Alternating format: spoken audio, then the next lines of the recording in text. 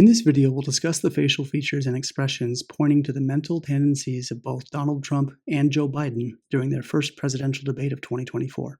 Enjoy. Hey everybody, welcome back. As I always say, if you're new to my face reading channel, first and foremost, welcome. Happy to have you here, but please go up here and watch the 5-minute crash course face reading video. If you've never been exposed to face reading, I really encourage you to pause this, go watch that, because I don't like it when face reading is mixed up with woo-woo nonsense, new age fortune telling. That's not what this is. Face reading is very practical, it's very relevant, but there are some ideas to consider. And it is an intuitive process, so it's not a defined contained science, and that's very important. So again, go up here and watch that video. For today's video, I'm doing something a little bit different. As many of you know, unless you've been living under a rock, the first presidential debate between Biden and Trump took place. And so during that debate, I was watching it, and of course, because I'm in the business of faces, I was reading their faces the entire time. Definitely listening to what they're saying, taking in the political talking points, listening to some of the nonsense from both of them. As they argued about who had the better golf swing, I just thought, Jesus, is this the best and brightest we've got on both sides? Because, yikes. So, first and foremost, too, I understand the very, very polarizing nature of politics these days. I totally get it. This is not meant to be a political discourse and talking about their policies. That's not where we're going with this video. And for the record, I don't like either one of them. I was not stoked the last time when these were our choices. I'm not stoked this time. It really bothers me that this is our best and brightest because there are big problems on both sides for what it's worth. So I'm going to do my best to remain neutral, okay? Please stay civil in the comments. We're at a place in America right now where if you disagree with someone politically, it equates to hate, which I think is a very, very dangerous place to be. It's not a good place to be. So that's not what this is about. That's just my little disclaimer here. But I do want to talk about what I noticed, the things that leapt out to me. I have done a face reading on Joe Biden before. If you haven't seen that, you can go up here and watch that. That is about the effects of plastic surgery, which have sizable impacts in terms of our life terrain, how our spirit operates and whatnot. And then just the personality structure things that I saw with him. I have not done a face reading on Trump yet. He will be coming down the pipeline soon, so he will get a proper breakdown. So I don't want this video to be a personality breakdown of each candidate. What I'm going for is the highlights of the things that stood out, how the Shen expressed. Okay, Shen is the spirit, the consciousness, or the anima, how that comes out of the face and what we're looking at when a person is conveying messages, when they're conveying their thoughts through words.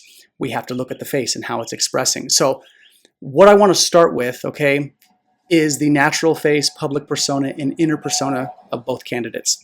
So if you've seen my other videos, the right side relates to our public persona. That's who we show to people when we first get a job, when we first start dating. The public face we put on when we're teaching, educating, doing anything, okay? The left side of the face relates to our inner persona, who we are behind closed doors, our friends who actually know us, when we're really upset, right? We get a glimpse of that's the inner persona. This all stems from Eastern theory, yin and yang principle. With internal, there is external. With hard, there is soft. So the right side and the left side of the faces are broken down into this. The right side relates more to the mother's lineage and karmic issues with the mother. The left side relates more to the father's issues and whatnot. So that being said, let's go right into this. I'll jump into Biden. Consistently, what I noticed with Biden throughout the debate was he smiled with one side of his face. There were a couple times when he got a full smile, but even when he did a full quote-unquote smile, never symmetrical. He smiles with the right side of his face, which means, according to face reading theory, Joe Biden is pushing or allocating more energy into the public persona image of who he wants to be, who he wants the world to see him as. And we all do that to a degree, but when the face is as skewed as his was, where it's really disproportionate, where the right side is one very different from the left, we're seeing that the person is subconsciously trying to push their public persona and prop that image up. So when you look at his public persona, that's his right side mirrored, which is my wife, again, not a political thing. She was like, boy, that face looks kind of mean politician. That wasn't my read of it, but that's his face. Okay, that's the public persona. That's what we're seeing. And when we look at faces, the public persona and inner persona, what you're doing is just trying to get an intuitive sense. How does that face make you feel? Fair enough. It's going to be different for you and for me, for my wife, for my friends, whatever. But sit with the feeling. What does that public persona convey to you?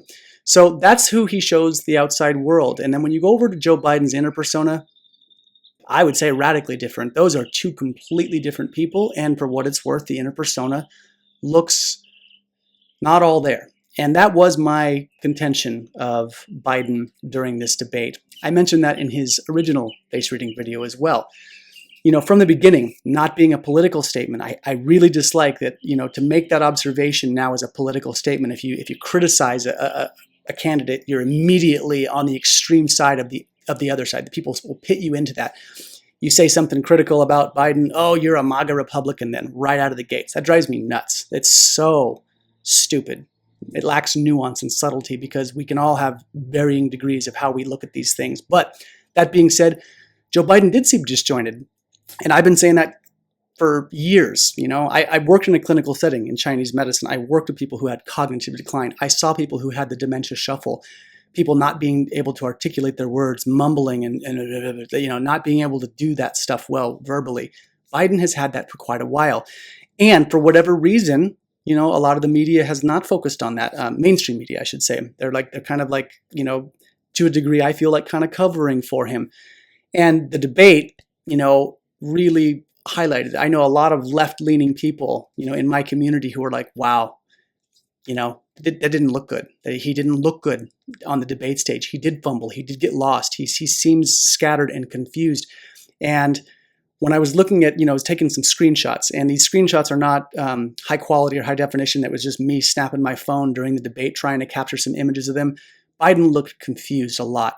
And one of the things I noticed, about Biden's face was the consistency with which his mouth was open while he was listening and integrating information. The countenance of the face, okay? If you were on the street and you walked by someone and someone looked at you and just stared at you like that, that would convey a certain feeling and sense to you, right? And if someone walked by you and penetrated into you, that conveys a certain sense. So face reading says, yeah, you need to pay attention to how the face is resting, especially when a person is listening. Collectively, in the face reading spectrum, the more the mouth is consistently open, the more aligned with death you are. Okay? It's a life-diminishing style of breathing. When we breathe through the mouth consistently, the East says we are more aligned with death. Our immune response is lower. We dehydrate faster. Okay? Mouth breathing degrades and breaks down the aesthetics of the face. People who mouth breathe are more prone to allergies. You can look up mewing and orthotropics about this. When we mouth breathe and have good vacuumed tongue pressure up to the roof of the mouth, the face is aesthetically more attractive, and we have better breathing, we have better everything. And so if you've ever been with someone who's in hospice, okay, I've had a few family members and whatnot, people in my life that I've seen in hospice, the closer a person gets to death, the more agape the mouth is, right? And when they're on the verge of death and they get the death rattle and the lungs are starting to shut down, a person's mouth is wide open and you can hear them breathing that way. So mouth breathing and open mouth, the blank open stare, it's not good. Like it's really saying it's like this is a leaking life force, and Biden is old. So is Trump. But the counterpoint to Trump was Trump's mouth was closed the vast majority of the time. So for what it's worth, I saw that metric.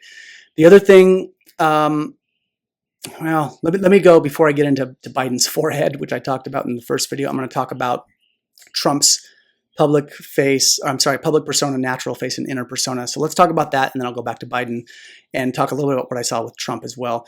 So Trump's natural face, I tried to get these when I did them smiling. These are not perfectly symmetrical, okay? And I usually like to get where it's fully frontal and you can see both ears evenly. You can't always do it. And screenshotting, there was no audience. They were always looking around, so I did my best.